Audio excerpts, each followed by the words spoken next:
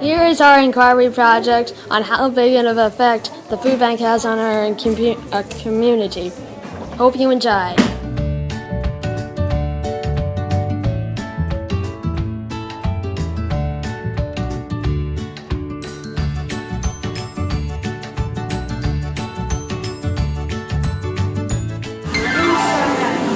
friend Liam and I are doing a report on the effects the food bank has on the community. Today, we're at Frontier Food Bank in Maple Ridge. We're pleased to be interviewing Chuck, who is the manager here. How big does the food bank have in our community? How big is the food bank in our community? It's a huge effect.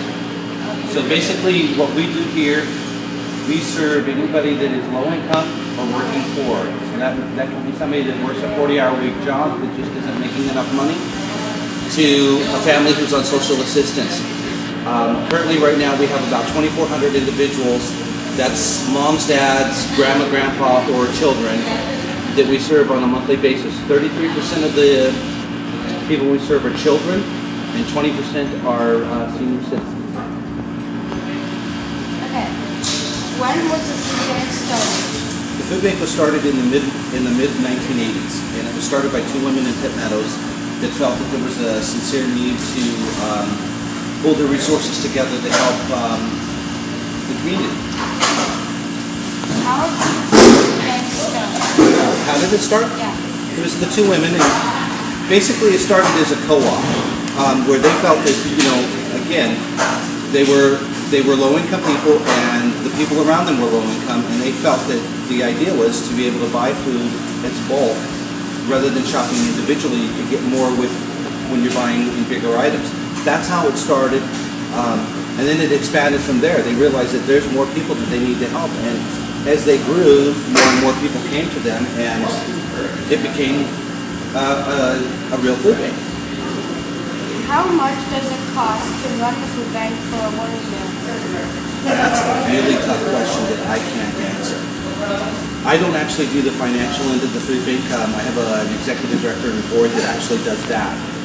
And it varies from year to year based on what we have coming in, so I can't really answer that question.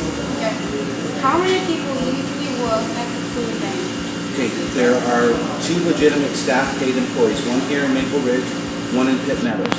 There are over 80 volunteers that come in and out of the food bank every single month.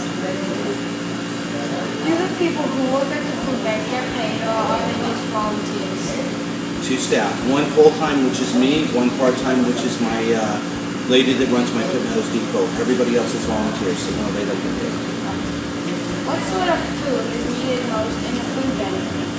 Canned items, chilies, raviolis, soups, beans, fruits, vegetables, tomatoes, pasta sauces. Those are the most needed items in the food bank. What is the best way of donating food to the food bank? That's a good question. On a school standpoint, it would be having a food drive at the school level. On an individual basis, it would be buying something at the store and leaving it in the bins at the front of the stores where we have our boxes.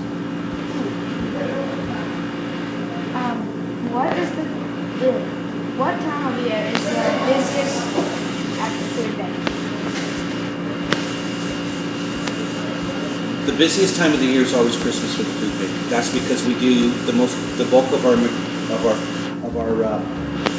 fundraising and food drives are done at Christmas time through the schools and through all the community projects that we do. The worst time for the food bank is the summertime and right before summer when everybody's going on holidays. That's when everybody forgets that the food bank's here except our clients. That's when we need the food the most. Have there been any times when people have used the food bank but they didn't need any help in the first place? I can't answer that. And the reason I can't answer that is I'm not in a position of judging whether somebody needs it or not. If they legitimately register with us, then then they must need it. And we just, I'm not here to say whether somebody needs it or not. Has there been an increase or decrease of the food usually in the community? An I'm sorry, an increase or a decrease in the food that's in the community? Usage in the community. Definitely an increase. When I started here 3 years ago, we were handing out between 550 to 650 hampers a month. Now there's months where we're handing out 800 or more. In a perfect world, the food bank would not exist. Do you ever see that happening? I pray that that happens every single day. I would love that I would have to find a real job. But no, realistically, there's always going to be somebody that needs us. The economy fluctuates up and down. People having jobs and not having jobs fluctuates from time to time.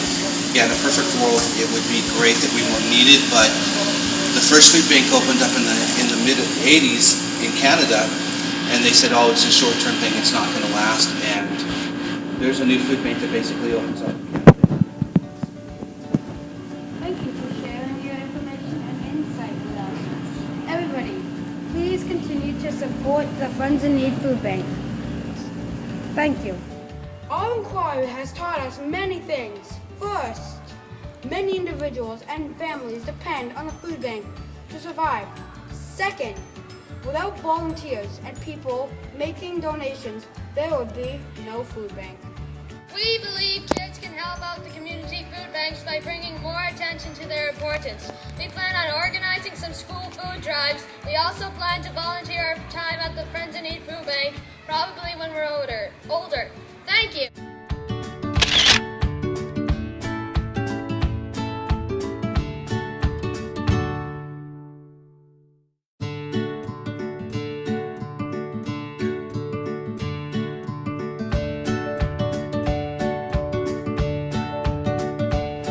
Thank you for watching our inquiry project. And please continue to donate to the food bank.